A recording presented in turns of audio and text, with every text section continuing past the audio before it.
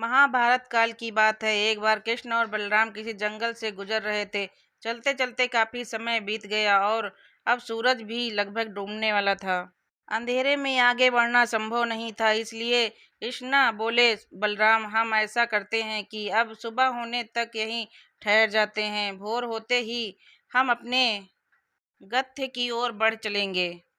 बलराम बोले, पर इस घने जंगल में हमें खतरा हो सकता है। यह सोचा उचित नहीं होगा, हमें जाग कर ही रात बितानी होगी।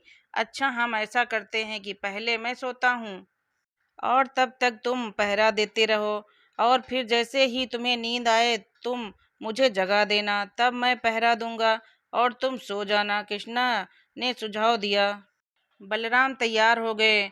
कुछ ही पलों में कृष्ण गहरी नींद में चले गए और तभी बलराम को एक भयानक आकृति उनकी ओर आती दिखी। वो कोई राक्षस था।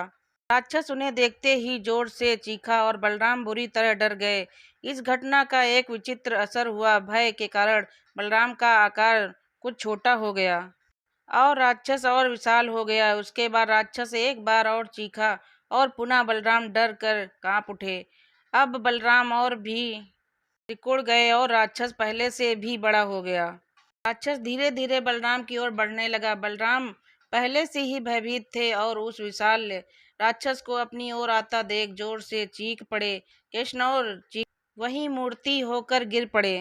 बलराम की आवाज सुनकर कृष्ण उठे। बलराम को वहां देख उन्होंने सोचा कि बलराम पहरा देते देते थक गए और सोने से पहले उन्हें आवाज दे दी। अब कृष्ण पहरा देने लगे। कुछ देर बाद वही राक्षस उनके सामने आया और जोर से चीखा। कृष्ण जरा भी घबराए नहीं और बोले, बताओ, तुम इस तरह चीख क्यों रहे हो? क्या चाहिए तुम्हें? इस बार भी कुछ विष घटा। कृष्ण के एहसास के कारण उसका आकार कुछ बढ़ गया और राक्षस का आकार कुछ घट गया। राक्षस को पहली बार कोई ऐसा मिला था जो उससे उससे डर नहीं रहा था।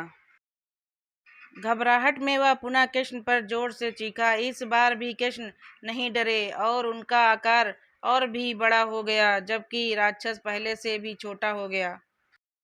एक आखिरी प्रयास में राक्षस पूरी ताकत से चीखा, पर कृष्ण मुस्कुरा उठे और फिर से बोले, बताओ तो क्या चाहिए तुम्हें? फिर क्या था?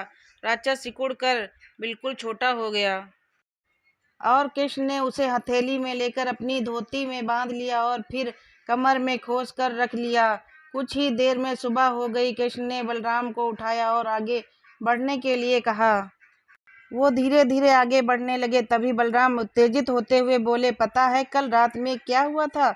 एक भयानक राक्षस हमें मारने आया था। रुको रुको, बलराम को बीच में ही टोकते हुए कृष्ण ने अपनी धोती में बांधा राक्षस निकाला और बलराम को दिखाते हुए बोले, कहीं तुम इसकी बात तो नहीं कर रहे हो? हाँ, ये वही है, पर कल जब मैंने देख रहा था तो वह बहुत बड़ा था। ये कितना छोटा कैसे हो गया? बलराम आश्चर्यचकित होते हुए बोले। कृष्ण बोले, जब जीवन में तुम किसी ऐसी चीज से बचने की कोशिश करते हो जिसका तुम्हें सामना करना चाहिए, तो वो तुमसे बड़ी हो जाती है और तुम पर नियंत्रण करने लगती है। लेकिन जब तुम उस चीज का सामना करते हो तो जिसका सामना तुम्हें करना चाहिए, तो तुम उससे बड़े हो जाते हो और उसे नियंत्रित करने लगते हो।